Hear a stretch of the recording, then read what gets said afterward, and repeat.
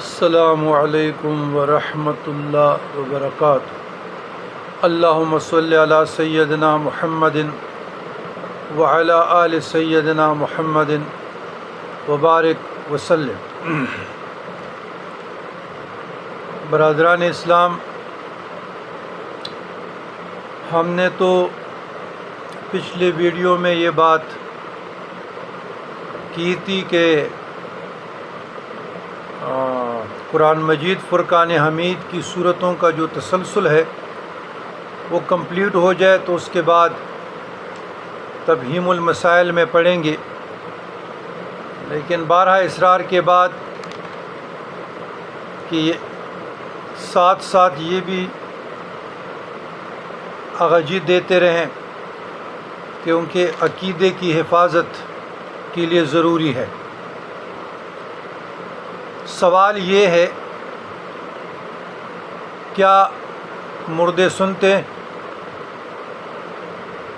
Number 2، کیا شہداء زندہ ہیں؟ بین و توجہ۔ عزیزان گرامی، یہ سوال الف ب 2 جز پر مشتمل ہے۔ شہداء زندہ ہیں، مردے سنتے نہیں، یا کیا مردے سنتے ہیں؟ کیا شہداء زندہ ہے؟ یہ کیا جو ہے نا، یہ سوال یا نشان ہے، مارک آف ایکسپلینیشن۔ یہ دونوں جملے قرآن اور حدیث کی روشنی میں اسلام عقیدے کے دو مختلف پہلوؤں کی طرف اشارہ کرتے ہیں۔ ان دونوں تصورات کو تفصیل سے سمجھتے ہیں۔ نمبر 1، شہداء زندہ ہیں۔ قرآن کی روشنی میں اللہ تبارک و تعالیٰ سورہ بقرہ ورس نمبر 154 154 میں فرماتے ہیں، بسم اللہ الرحمن الرحیم، وَلَا تَقُولُوا لِمَنْ يُقْتَلُ فِي سَبِيلِ اللَّهِ أَمْوَاتٌ بَلْ أَحْيَاءٌ وَلَكِنْ لَا تَشْعُرُونَ۔